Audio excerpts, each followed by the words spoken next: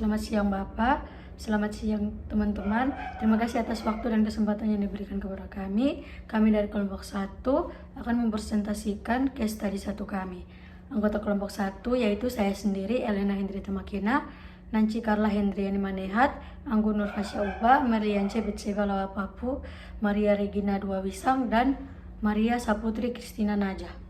Pada case study 1 ini kami mendapat 2 soal, yaitu yang pertama, bagaimana pengelolaan habitat berperan dalam pelestarian spesies satwa liar tertentu. Yang kedua, apa saja faktor-faktor lingkungan yang perlu dipertimbangkan dalam merancang kebijakan pengelolaan habitat untuk satwa liar. Baik, yang pertama itu kawasan yang menyediakan sumber daya dan kondisi lingkungan yang diperlukan itu disebut habitat. Namun istilah habitat tidak boleh disamakan ketika menggambarkan komunitas vegetasi tertentu atau lingkungan fisik secara umum. Misalnya habitat pinus hitam atau habitat lahan basah, karena keduanya merupakan tipe habitat. Indonesia memiliki keanekaragaman jenis satwa liar yang tinggi dan tersebar di beberapa tipe habitat. Bermacam-macam jenis satwa liar ini merupakan sumber daya alam yang dapat dimanfaatkan untuk kepentingan manusia. Baik, beberapa aspek dalam pengelolaan habitat satwa liar. Yang pertama, konservasi habitat. Ini mempertahankan habitat alami yang sesuai untuk spesies tertentu. Ini bisa melibatkan pelestarian hutan, lahan basah, atau wilayah khusus lainnya yang mendukung kehidupan spesies tersebut. Baik, yang kedua, restorasi habitat. Jika habitat telah terdegradasi, tindakan restorasi seperti penanaman kembali tumbuhan asli atau pemulihan lahan basah dapat membantu mengembalikan kondisi alami. Menurut Profesor Hadi Sukadi Ali Kodra, Guru Besar Fakultas Kehutanan dan Lingkungan IPB University, mengatakan bahwa diperlukan percepatan restorasi habitat dengan spesies lokal yang tahan terhadap kekeringan dan kebakaran, serta teknik konservasi tanah dan air dengan teknologi pengaturan aliran air, dam, dan embung. Baik, aspek yang ketiga, pengelolaan secara landscape. Ini melibatkan perencanaan yang baik dalam penggunaan lahan manusia. Ini bisa mencakup koridor hijau, kawasan lindung, atau zona konservasi yang membantu mempertahankan keanekaragaman hayati. Baik, aspek yang keempat itu pengendalian spesies invasif. Mengelola spesies invasif atau spesies asing yang dapat merusak habitat asli dan mengancam spesies asli adalah suatu langkah yang penting. Yang kelima, monitoring populasi. Melakukan pemantauan populasi satwa liar untuk memahami perubahan dan perluasan habitat serta mengidentifikasi ancaman potensial. Baik, untuk slide selanjutnya akan dilanjutkan oleh teman saya, Nancy Manehat. Baik, di sini ada beberapa cara dalam pengelolaan habitat yang berfungsi untuk pelestarian satwa liar. Yang pertama itu ada konservasi lahan dan keanekaragaman hayati. Jadi, konservasi lahan itu untuk melindungi area-area alami yang menjadi habitat spesies-spesies tertentu, seperti hutan-hutan bakau, padang rumput, dan terumbu karang.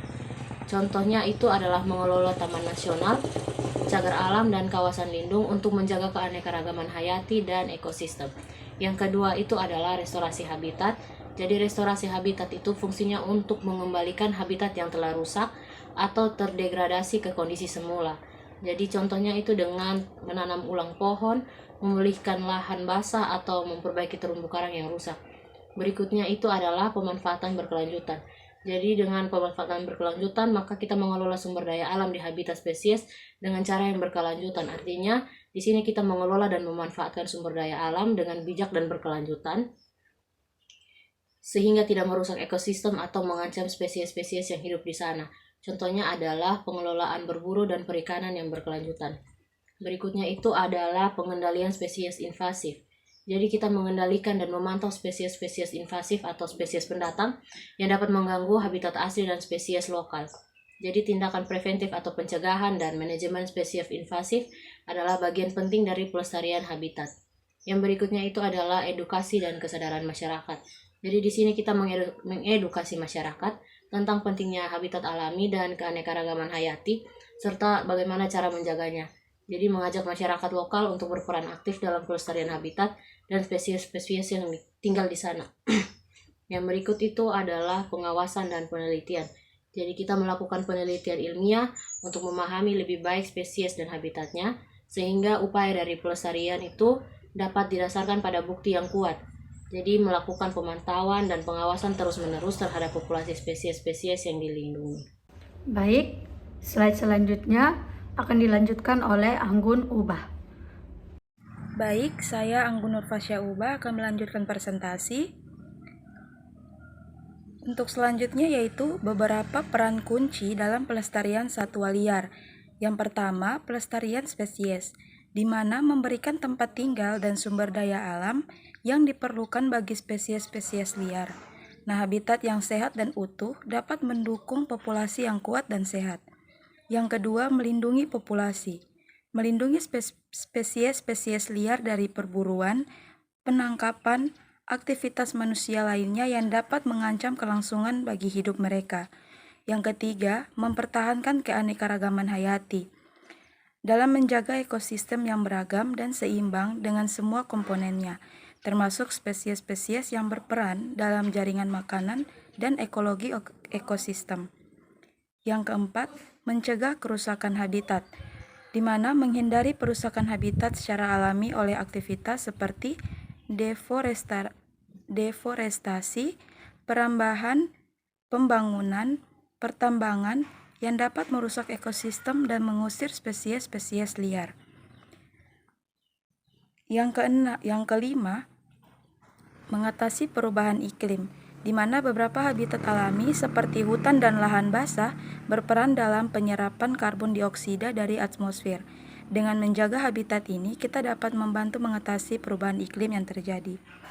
Yang keenam, pemulihan habitat yang rusak, di mana dapat mengembalikan atau memperbaiki habitat yang telah rusak atau terdegradasi melalui praktik restorasi seperti reboisasi dan rehabilitasi lahan basah. Yang ketujuh, menyediakan penelitian dan pendidikan, yaitu di mana memfasilitasi penelitian ilmiah tentang spesies dan ekosistem yang membantu dalam pemahaman yang lebih baik tentang hubungan antara spesies dan habitatnya, dan memberikan kesempatan pendidikan kepada masyarakat untuk memahami pentingnya habitat dan keanekaragaman hayati yang ada di muka bumi. Yang kedelapan, meningkatkan ekonomi dan kesejahteraan manusia, di mana beberapa habitat alami memiliki nilai ekonomi yang signifikan, seperti hutan yang menyediakan kayu dan hasil hutan lainnya. Baik, slide selanjutnya akan dilanjutkan oleh Marlian C. Papu. Baik, saya Merlian C. Papu akan melanjutkan presentasi dari teman saya. Berikutnya adalah aturan dan larangan dalam pengelolaan satwa liar. Nah, yang pertama, untuk kita mulai mengelola suatu habitat, kita harus perlu terlebih dahulu memperoleh pengetahuan tentang suatu kondisi lingkungan dan sumber daya yang dibutuhkan oleh spesies tersebut. Nah, di sini setelah kita sudah memperoleh pengetahuan tentang suatu kondisi lingkungan dan sumber daya yang dibutuhkan oleh spesies tersebut. Nah, di sini setelah kita sudah memperoleh pengetahuan, pasti kita bisa dapat mengembangkan strategi untuk mencapai tujuan konservasi dan pengelolaan yang berbasis habitat. Yang berikut adalah, selain itu, kita tidak bisa menambah jumlah semua spesies di setiap lahan, karena ketika kita mengelola sebidang lahan untuk spesies tertentu, kita juga akan selalu mengelola spesies yang lain. Harap diingat bahwa spesies yang berbeda memiliki kebutuhan yang berbeda pula. Nah, oleh karena itu, Anda harus mempertimbangkan apakah mengelola habitat hewan buruan kecil atau besar dan untuk spesies apa. Yang berikut adalah aturan dasarnya sebagai berikut. Jangan lupakan 4 faktor pengelolaan habitat. Pertama, makanan, kedua, air, ketiga, tutupan, dan yang keempat, ruang. Beberapa jenis satwa liar memiliki mekanisme dalam menghadapi keadaan lingkungan yang kadang berubah secara temporal. Nah, secara biologis, mereka mempunyai sistem untuk menyesuaikan diri atau beradaptasi. Nah, kehidupan dari satwa liar dapat terganggu apabila habitatnya mengalami perubahan akibat adanya aktivitas atau pembangunan yang sangat mengganggu di sekitaran mereka. Dan contoh satwa liar yang rutin melakukan pergerakan pindah adalah ada gajah, kerbau Afrika, kupu-kupu, ikan salmon, dan beberapa spesies burung. Dan apabila kita mengetahui pergerakan berpindah suatu populasi satwa, maka kita akan dapat mengelolanya untuk berbagai kepentingan. Nah, pergerakan gajah yang rutin akan memudahkan masyarakat untuk mengantisipasi adanya serangan gajah terhadap tanaman mereka, terutama yang dilalui oleh kelompok-kelompok gajah. Nah, pergerakan kupu-kupu monarch ini dapat dijadikan objek wisata satwa liar yang menarik bagi wisatawan, dan pengukuran pergerakan satwa tersebut dapat dilakukan dengan menggunakan teknologi sehingga mudah untuk melihat tingkah lakunya. Nah, di sini ada beberapa faktor lingkungan yang perlu dipertimbangkan dalam proses ini, termasuk yang pertama ada faktor skala bentang alam. Nah, contohnya adalah upaya konservasi orang utan yang perlu dilakukan dalam skala bentang alam. Hal ini dikarenakan yang pertama ada habitat orang hutan Kalimantan 78% berada di luar kawasan konservasi. Yang kedua, perlindungan populasi dan habitat orang utan adalah satu kesatuan, namun tidak semua habitat dilindungi. Dan yang ketiga, pengelolaan harus mempertimbangkan faktor ekologi, perilaku, dan keamanan dari berbagai ancaman, baik itu dari alam maupun dari manusia. Yang berikut harus mempertimbangkan kondisi sosial, ekonomi, dan budaya masyarakat lokal setempat. Yang berikut ada keberadaan suatu areal berhutan yang utuh dan tidak terfragmentasi. Terus mempertahankan orangutan di habitat aslinya itu adalah pilihan yang terbaik. Dan yang terakhir, pengelolaan habitat harus mempertimbangkan potensi konflik antara orangutan dengan manusia. Baik, slide selanjutnya akan dilanjutkan oleh Maria Wisang. Baik, saya atas nama Maria Regina Dua Wisang akan melanjutkan presentasi mengenai faktor lingkungan yang perlu dipertimbangkan dalam pengelolaan habitat satwa liar. Jadi faktor selanjutnya yaitu ada faktor suhu dan faktor cuaca serta iklim. Jadi yang pertama untuk faktor suhu, bagaimana suhu itu sangat berperan penting dalam pengelolaan habitat satwa liar, karena beberapa satwa liar itu memerlukan suhu yang optimum untuk melakukan pertumbuhan mereka, khususnya pada proses reproduksi. Contohnya di sini yaitu ada kura-kura soft shell, di mana indukan kura-kura ini memiliki perilaku bertelur semalaman lalu menutupinya dengan tanah, sehingga sarang dari hewan ini sangat sulit untuk ditemukan di dalam kandang. Nah, kemudian telur kura-kura ini akan diletakkan di dua tempat yang berbeda. Sebagian telur menetas di habitatnya, kemudian sebagian telur disimpankan dalam inkubator buatan untuk bertahan hidup seperti kondisi optimalnya. Jadi dengan demikian suhu itu sangat berperan penting dalam pengelolaan habitat satwa liar. Faktor kedua yaitu faktor cuaca dan iklim. Nah, faktor cuaca dan iklim ini mengapa sangat berperan penting dalam pengelolaan habitat satwa liar? Karena tantangan yang sering terjadi yaitu kondisi lingkungan, iklim, dan cuaca yang terdapat di sekitar habitat. Nah, kondisi faktor cuaca dan iklim ini harus diperhatikan dengan habitat dari satwa liar yang dikelola. Misalnya, kondisi lingkungan sekitar yang subur dan suplai air yang melimpah sangat dibutuhkan untuk operasional dari misalnya taman rekreasi atau hutan konservasi yang diperuntukkan bagi satwa liar tertentu. Nah, selain itu kondisi lingkungan yang berada di pesisir pantai itu memiliki tantangan dalam perawatan infrastruktur fisik seperti kandang-kandang satwanya yang mudah mengalami korosi karena kandungan garam yang tinggi pada tanahnya dan udara yang temperaturnya lebih ekstrim, sehingga diperlukan dana atau pengolahan yang khusus untuk mampu menyediakan kualitas dari habitat satwa liar yang dikelola itu sendiri. Nah, faktor selanjutnya yaitu faktor pengalian habitat dan ketersediaan makanan. Pengalian habitat dan ketersediaan makanan ini merupakan dua faktor yang juga sangat penting dalam menentukan pengelolaan mengenai habitat satwa liar. Misalnya yang kami ambil di sini yaitu mengenai gajah Sumatera yang merupakan satwa liar yang suka mengembara, di mana gajah ini jarang sekali menetap di suatu tempat yang terbatas. Hidupnya itu selalu berpindah-pindah dari suatu tempat ke tempat lainnya untuk kemudian mendapatkan makanan, sehingga gajah ini dia memerlukan luas habitat yang lebih besar, sehingga tidak akan terjadi pengalian habitat di mana dia masih duduk atau berdiri atau mencari makan di sekitar home range-nya, yaitu pada saat gajah menelusuri home range-nya untuk mendapatkan makanan. Nah, untuk itu gajah membutuhkan jumlah makanan harian atau daily intake dan luasan habitat yang besar. Nah, jika ketersediaan makanan dalam habitat tidak mencukupi untuk memenuhi kebutuhannya, maka satwa liar ini akan bergerak mencari makanan di daerah di sekitar habitatnya. Nah, kondisi ini yang akan berpotensi menimbulkan konflik dengan lokasi di sekitar habitat. Jadi, oleh karena itu, faktor pengalian habitat dan ketersediaan makanan ini, khususnya pada ketersediaan makanan, harus betul-betul diperhatikan dalam pengelolaan habitat satwa liar, sehingga satwa liar tersebut tetap berada di home range-nya. Baik, slide selanjutnya akan dilanjutkan oleh Maria Najah.